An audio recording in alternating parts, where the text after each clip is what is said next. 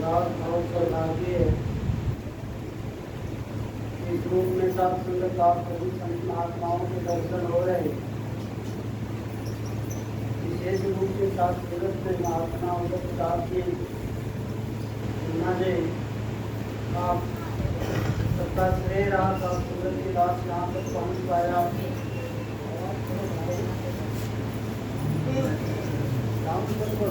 तो सब संगत में जहाँ दास पहली बार पहुँच करके सात संगत आप सभी संत महात्माओं के भावों को सात संगत श्रवण कर पाया। ये बहुत बड़ा सौभाग्य है। सात संगत तो सात संगत दास क्या कहे जो आप नहीं जानते।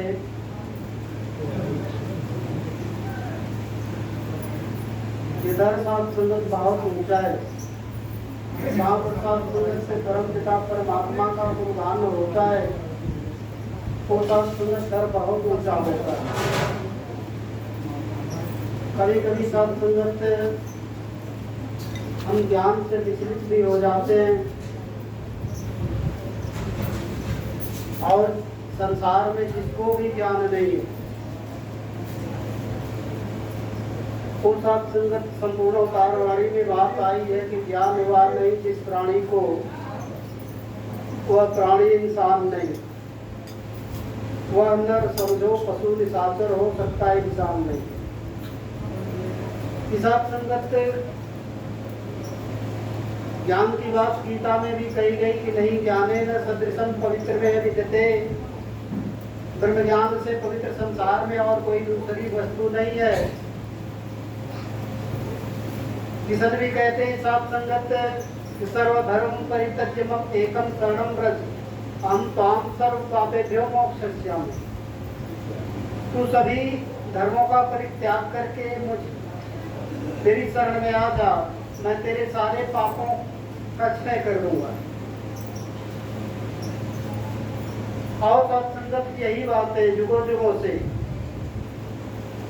और यो भी बात आई कि जुगों जुगों से ज्ञान की डोरी रही गुरु के हाथों में।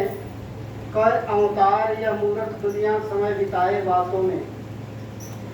सात संगत हम बातों में उलझ जाते हैं। संत महात्माओं के जो सात संगत वचन होते हैं वो हीरों से भी अधिक कीमती होते हैं। ये अपना सात संगत लोक और परलोक दोनों सवारे हुए होते हैं और साथ ही साथ सात संगत के परमार्थ का काम भी करते हैं।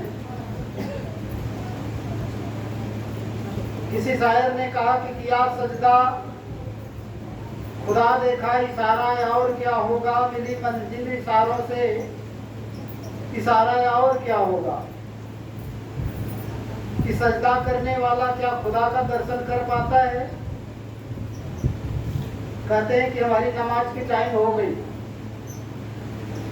तो सात संगत कहते हैं कि किया सजदा खुदा देखा इशारा या और क्या होगा, मिली मंजिल इशारों से इशारा या और क्या होगा। तो किसी शायर ने फिर कह दिया कि इशारा की बातें इशारा से पूछो न बातें खुदा की किताबों से पूछो, जवानों से बाहर बयानों से बाहर। और सात संगत तो वो जब अपना सजदा करते हैं तो सजदा सात संगत कहीं भी आप देखते होंगे तो मुसलमान भाई सजदा करते हैं ऐसे करके। तो किसी ने कहा कि दसम पाक और दसम पाक के बीच में खुदा का दर्शन नहीं हुआ तो तेरा सजदा नहीं हुआ। हर एक नमाजी मुसलमान नहीं होता क्योंकि दसम पाक और दसम पाक के बीच में खुदा का दर्शन नहीं करता है। दसम पाक इस दसों उंगलियों को कहते हैं, दसम पाक दोनों नेत्रों के कहते हैं। अगर इनके बीच में खुदा का दर्शन नहीं हुआ तो सात संगत उसकी नमाज नहीं हुई। नमाज हक अदा होगी खुले मैदान में हमदम, ना जरूरत है मंदिर की ना मस्जिद की। ये काम कौन करता है? सात संगत आप जैसे संत महात्मा करते हैं, परमार्थी करते हैं। एक उसमें मुसलमान धर्म में सात संगत एक वो नंबर होता है जिसको लक्की नंबर कहते हैं लोग, 782। 786 सात संगत वो कृष्ण का नंबर है। 786 कृष्ण का नंबर है। जो बांसुरी होती है सात संगत, उसमें 7 सुर होते हैं। 6 का नंबर है, 6 उंगली से बजाई जाती है। और सात संगत 8 नंबर जो है वो कृष्ण का 8वां जन्म है, इसको कृष्णा कहते हैं। तो और सात संगत हमें पता होना चाहिए, ये निरंकार परमपिता परमात्मा सर्वव्यापी है।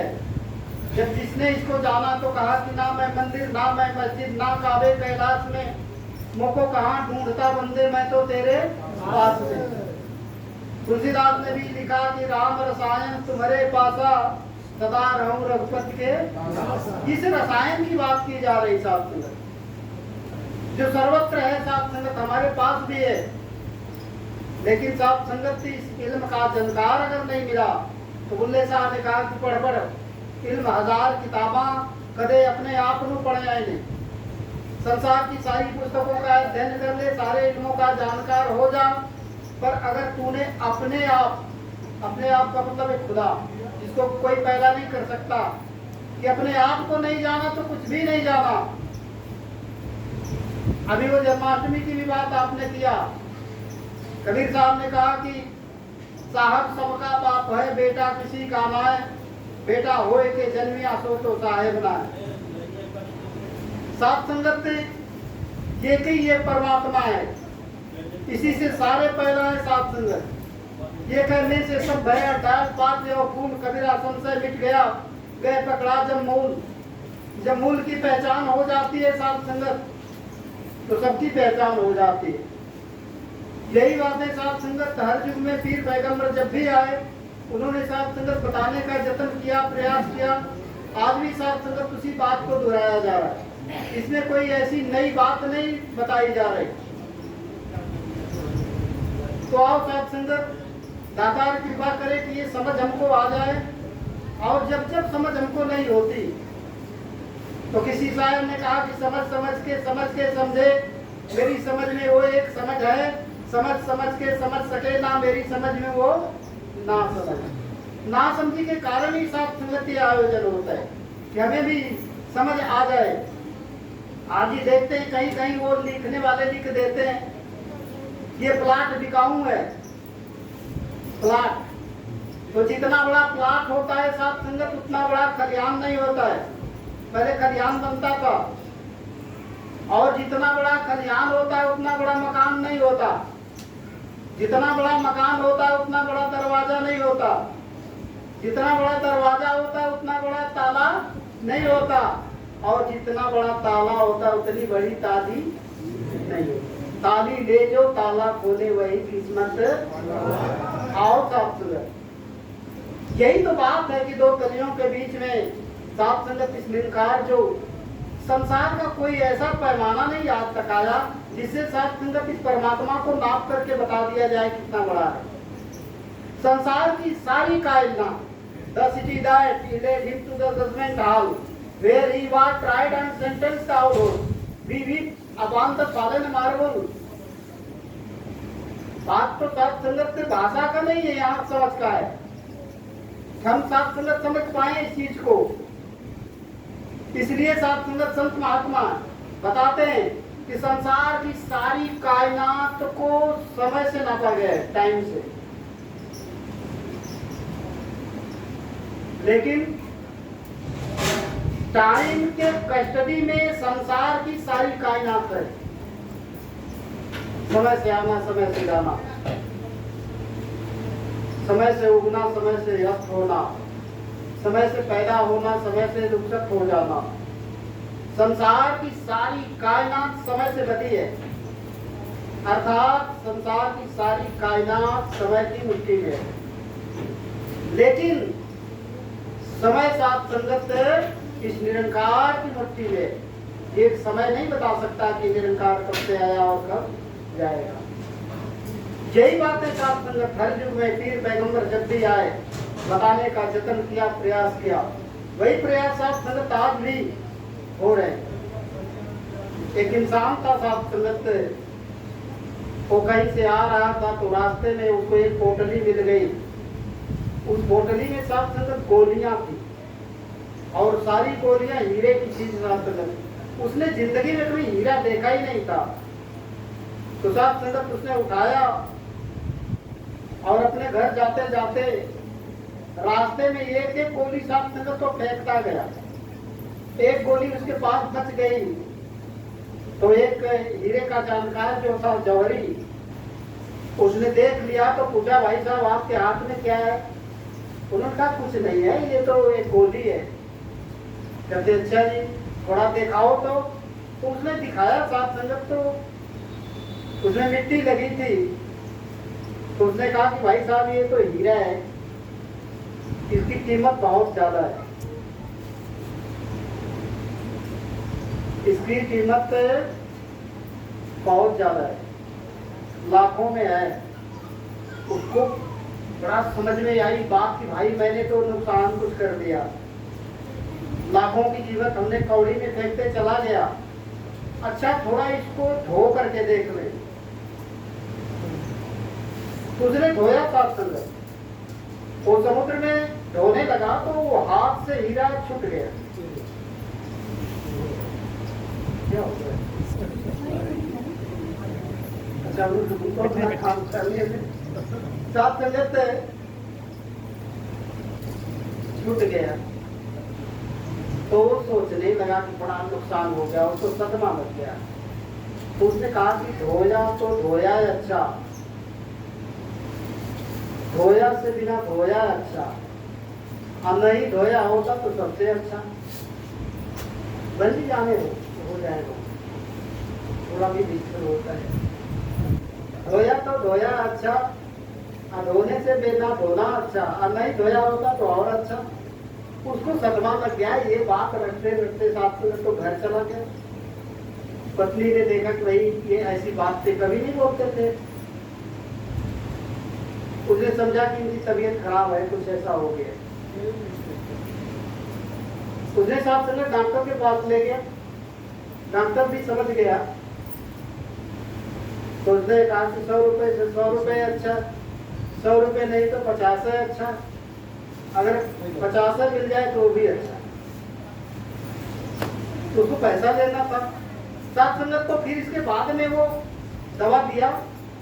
वो इंसान घर पे आ गया तो बहन जी को रहा नहीं दिया। तो उन्होंने कहा कि अच्छा एक बात बतावा, तो के कवन नशा कलिया चढ़ गई है? एक बात रटत रहा कि धोया तो धोया अच्छा, नहीं धोता तो वो भी अच्छा। तो कहा कि हाँ बात याद आ गई। फिर वो रखने लगा कि धोया तो धोया अच्छा, धोए से बिना धोया अच्छा, अगर नहीं धोता तो वो भी अच्छा। पत्नी को बड़ा लगा कि भाई पूछा तो पूछा अच्छा, नहीं पूछती तो भी अच्छा, अब पूछ दिया तो भी अच्छा। लोग सोचे कि ये भी परेशान है, ये भी परेशान है, दोनों को रोग हो गया। फिर ले गए साथ में डॉक्टर के पास, वो भी दवा दिया। पूछा भाई कितना हुआ? कहे कि भाई साहब 100 रुपए हुआ। तो भाई 100 रुपए तो नहीं है, 50 है। ठीक है 100 रुपए तो 100 रुपए अच्छा, और 100 रुपए नहीं मिलता तो 50 अच्छा, और 50 मिल गया तो भी अच्छा। कि आओ साथ संगत कहने का भाव की दर पर हम साथ संगत पर ये ज्ञान लेकर के समझ के आ रहे हैं। जो ज्ञान में सेंटर में हो जाता है, जो ज्ञान पा जाता है वो सेंटर में हो जाता है। आप देखते हैं कि कुम्हार चाक चलाता है तो उसका चाक सेंटर में चलता है। अगर जिस दिन साथ संगत तो सेंटर छोड़ देगा उस दिन खतरा हो जाएगा। ठीक उसी तरह से हम ज्ञान लेकर के भी साथ संगत अगर इससे परे हो जाते तो हमारे जीवन में साथ संगत को खतरा आ जाता है। अब हम साथ संगत एक बात और, एक इंसान था साथ संगत, उसने घोड़ा पाल रखा था। तो चोर वहां गए, देखे तो कहे भाई ये तो अच्छी चीज है। चोरों ने साथ संगत उस घोड़े को चुरा लिया, ले गए बहुत दूर जहाँ मेला लगा था। उसमें साथ संगत घोड़े को बेचने लगे। तो आए खरीदने वाले तो कहे कि भाई घोड़े की क्या कीमत है। उसने कहा कि भाई साहब इस पर चढ़ करके देख लो, घुमा करके देख लो। उसने चढ़ा और घुमा करके फिर ले आया। कहा कि भाई साहब इसकी कीमत क्या है।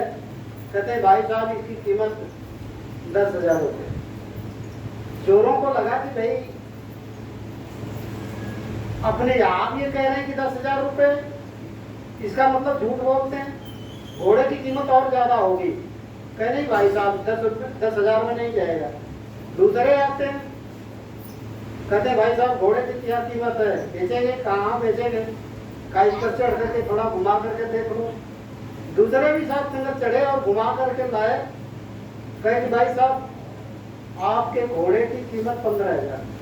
कहते हैं वो इसीलिए हमने नहीं दिया, नहीं तो 5,000 हमारा चला जाता। ये भी झूठ बोल रहा है, घोड़े की सही कीमत नहीं जानता है, और महंगा होगा घोड़ा। तीसरे आए साहब संगत, उन्होंने कहा कि भाई घोड़े, ये घोड़ा बिकेगा? हाँ बिकेगा। इसकी कीमत क्या है?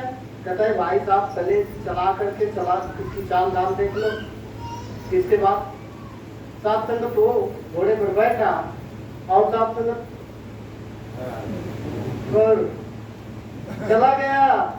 पहला वाला जो खरीदने वाला था वो आया, उसने पूछा कि भाई साहब घोड़ा बिक गया? कहाँ भाई साहब बिक गया। कितने में बिक गया? जितने में आया था उतने में बिक गया। और साहब संगत हमारी अवस्था तो ये नहीं है, हमने ज्ञान तो लिया साहब संगत, पर साहब संगत कोई प्रथम वाले स्टेज में चले गए जहाँ पर साहब संगत हमारी कोई कीमत नहीं है, जहाँ पर हमारी कोई साहब संगत वजूद नहीं है। वही बात है, कृष्ण अर्जुन को बार बार समझाते रहे। साहब संगत आप जानते हैं कुरुक्षेत्र में जो लड़ाई हुई, उसमें साहब संगत हर रोज लड़ाई के बाद में कृष्ण जो है रथ से उतर जाते, अर्जुन बाद में उतरते थे।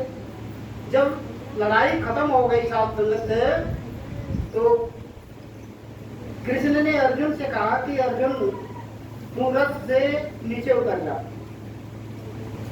अर्जुन को लगा कि भाई ये आज क्या हो गया, रोज ये उतर जाते थे, आज हमको क्यों उतार रहे।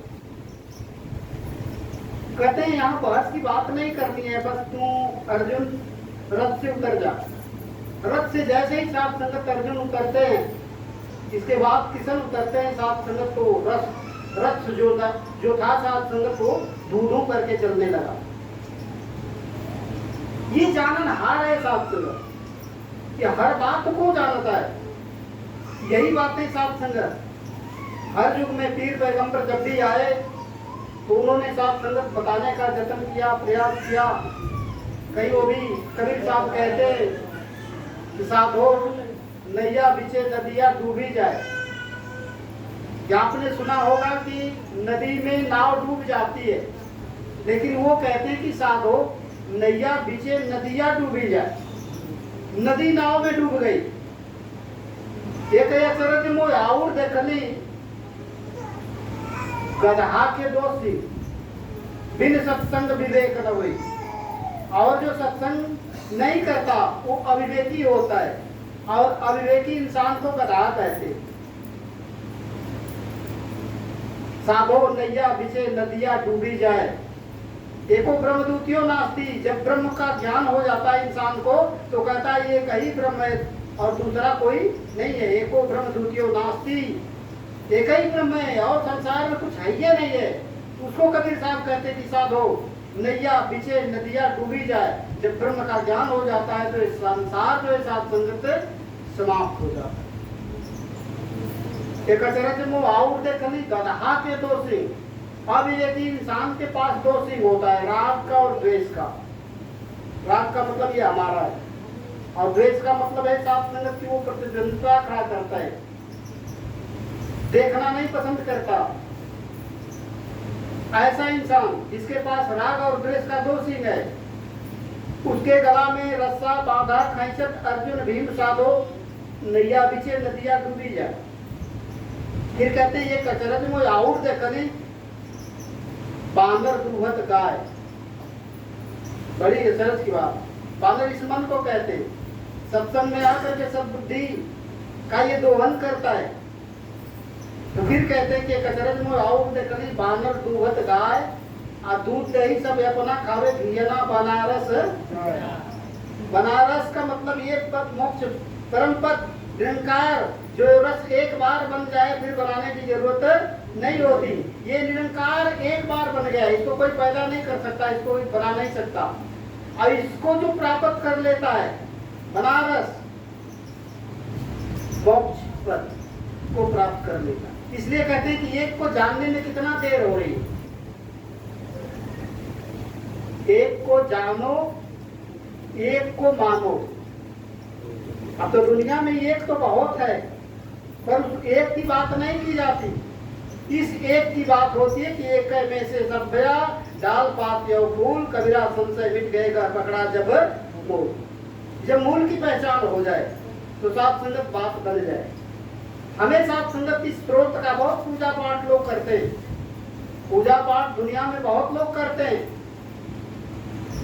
आप ये जानते हैं सात संगत कि एक इंसान था, वो हनुमान चालीसा में लिखा गया है कि भूत पिशाच निकट नहीं आवे महावीर जब नाम सुना। अरे भाई, महावीर जब नाम सुनाने लगे तो भूत पिशाच नहीं आए। लेकिन आज का इंसान महावीर को जपने लगा, ध्यान नहीं दे रहा है। तो बोल क्या रहे कि महावीर जब नाम सुनाओ। महावीर जिस नाम को लेते थे उसी नाम की बात है। तो हम सात संगत नाम को न लेकर के महावीर का नाम लेते।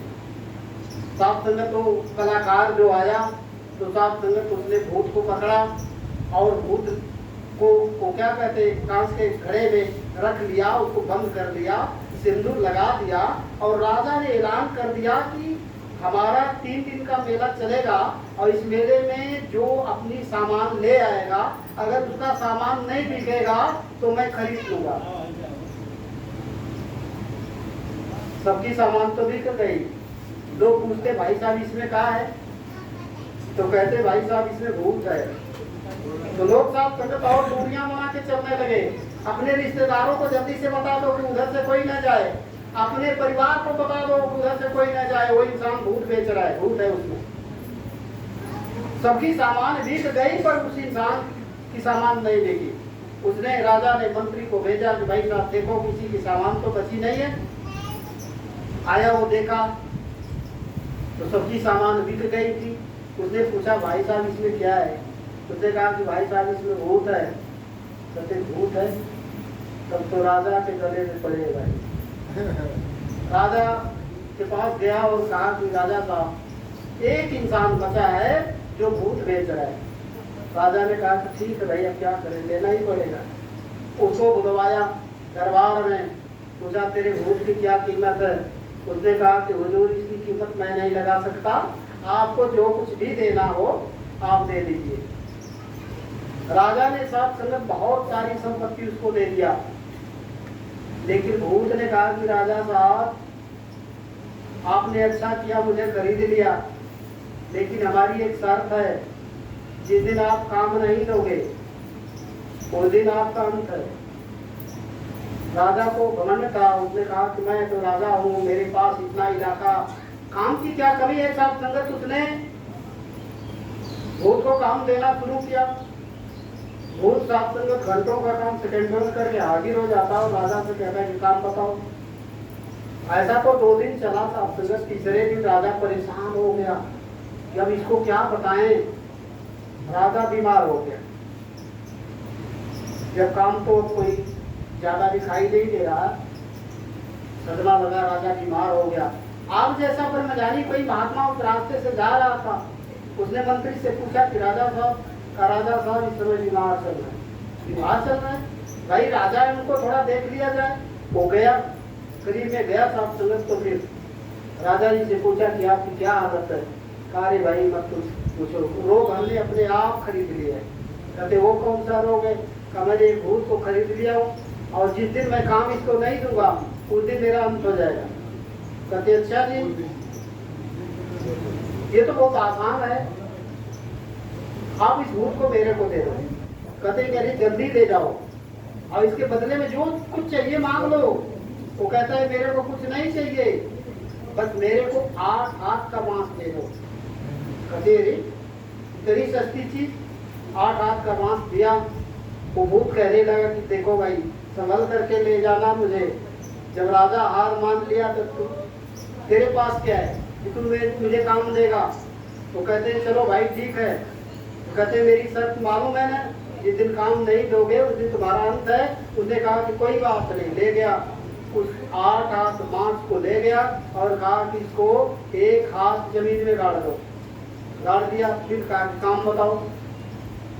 साधु ने कहा कि इस पर चढ़ो। चढ़ गया। फिर कहा काम बताओ। कहा उतरो।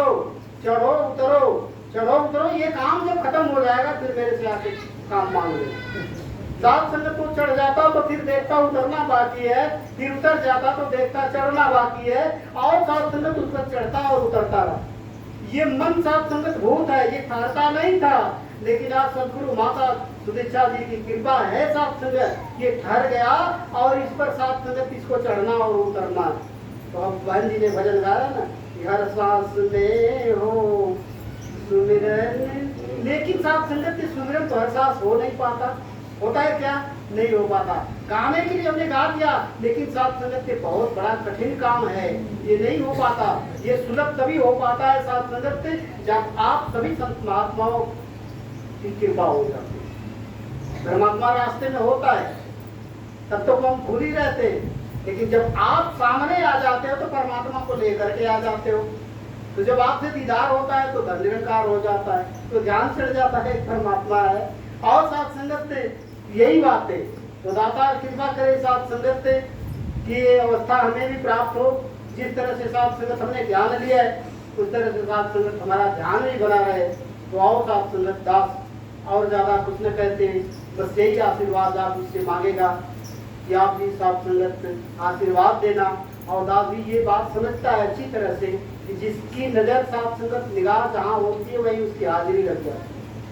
तो आप सभी साथ संगत की नजर तो स्टेज पर है, आप सदैव साथ संगत स्टेज पर विराजमान है, लेकिन दास की नजर तो साथ संगत जब से ऊपर चढ़ेगा तो आप जी के चरणों में जा रही साथ संगत। बस दास यही अरदास प्रार्थना करेगा कि साथ संगत आप जी अपने चरणों में स्थान देना।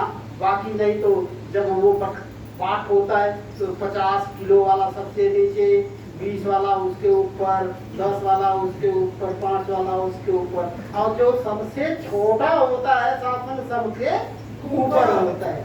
और साथ संगत तो अवस्था तो दास की यही है। बस आपकी कृपा करना साथ संगत, दास को भी अपने चरणों से लगाए रखना, प्यार से कहना।